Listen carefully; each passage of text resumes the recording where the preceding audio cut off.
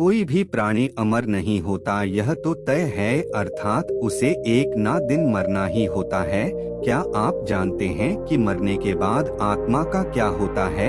या मनुष्य की मृत्यु के 24 घंटे के बाद आत्मा अपने घर वापस क्यों चली आती है और वह कितने दिनों तक अपने घर में रहती है? अगर आप नहीं जानते तो मैं बता दूं कि इन सभी सवालों का जवाब गरुड़ पुराण में विस्तार से बताया गया है। और आज की इस वीडियो में हम आपको यही बताने जा रहे हैं। तो चलिए वीडियो शुरू करते हैं। नमस्कार दोस्तों, एक बार फिर से आपका हमारे चैनल में बहुत बहुत स्वागत है।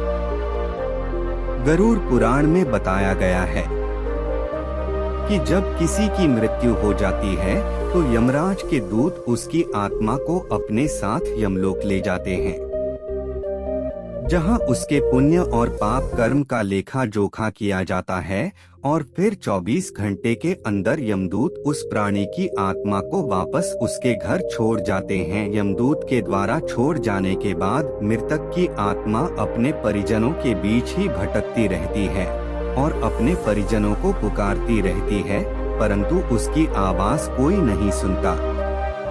यह देख मृतक की आत्मा बेचैन हो जाती है और जोर जोर से चिल्लाने लगती है, फिर भी उसकी आवाज को कोई नहीं सुनता।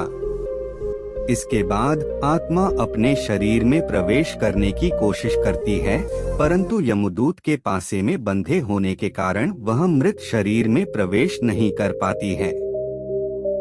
इसके अलावा गरुड़ पुराण में बताया गया है, जिसकी मृत्यु हो जाने पर जब उसके परिजन रोते बिलखते हैं तो यह देख मृत आत्मा दुखी हो जाती, परंतु वह कुछ भी कर नहीं पाती और लाचार होकर अपने जीवन में किए गए कर्मों को याद करके दुखी हो जाती है।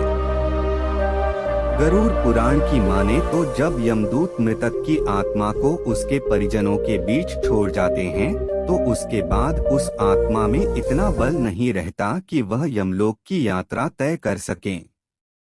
गरुड़ पुराण के अनुसार किसी भी मनुष्य की मृत्यु के बाद जो 10 दिनों तक पिंडदान किया जाता है, उससे उस मृत आत्मा के विभिन्न अंगों की रचना होती है और फिर 11वें और 12वें दिन जो पिंडदान किया जाता है, उससे उस मृतक आत्मा की शरीर रूपी मांस और त्वचा का निर्माण होता है और फिर 13वें दिन तेरी ही की जाती है और मृतक के नाम से जो पिंडदान किया जाता है उससे ही वह यमलोक तक की यात्रा तय करती है। अर्थात मृत्यु के पश्चात 13 दिनों तक जो मृत आत्मा के नाम से पिंडदान किया जाता है, उसी से आत्मा को मृत्युलोक से यमलोक तक जाने का बल मिलता है। दोस्तों, इसलिए गरुड़ पुराण में बताया गया कि जब किसी मनुष्य की मृत्यु तो उसकी आत्मा 13 दिनों तक अपने परिजनों के बीच भटकती रहती है और इसके बाद मृतक की आत्मा मृत्युलोक से यमलोक की सफर पर निकल पड़ती है, जिसे पूरा करने में उसे साल यानी 12 महीने का वक्त लगता है। मान्यता के अनुसार 13 दिनी तक किया गया पिंडदान इस 1 वर्ष तक की आत्मा के लिए भोजन सामान होता है।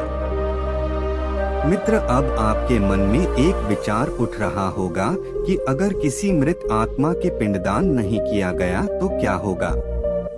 तो फिर मैं आपको बता, इसका भी वर्णन गरुड़ पुराण में से किया गया है। गरुड़ पुराण में यह भी बताया गया है कि जो मनुष्य जीवित रहते पुण्य कर्म करता है, उसे यमदूत मृत्यु के 13 दिनों बाद अपने साथ यमलोक से जाते हैं और ऐसी आत्मा को मृत्युलोक से यमलोक तक जाने वाले मार्ग में किसी भी तरह का कष्ट नहीं भोगना पड़ता। और जी मनुष्य अपने जीवन काल में बुरे कर्म करता है, उसे यमदूत पूरे रास्ते कई तरह की यातनाएं देते हैं और यमदूती से बार बार क्षमा मांगता है, लेकिन यमदूत उसे क्षमा नहीं करते। इसके बाद जब पुण्य आत्मा यमलोक पहुंचती है तो यमराज उसे स्वर्गलोक भेज देते हैं, जबकि पापी आत्मा को उसके द्वारा किए गए बुरे कर्मों की सजा भुगतने के लिए नरक लोक भेज देते हैं और सजा पूर्ण होने के बाद निम्न योनि में मृत्यु लोग भेज देते हैं। दोस्तों, मैं उम्मीद करता हूँ कि आपको आप समझ गए होंगे कि आखिर मनुष्य की मृत्यु के 24 घंटों के बाद आत्मा अपने घर वापस क्यों आती है। वीडियो अच्छी लगी हो तो लाइक करके हमारे चैनल को काम कर लीजिए ताकि ऐसे ही सनातन धर्म से जुड़ी जानकारी आप तक पहुंचती रहे। वीडियो पूरा देखने के लिए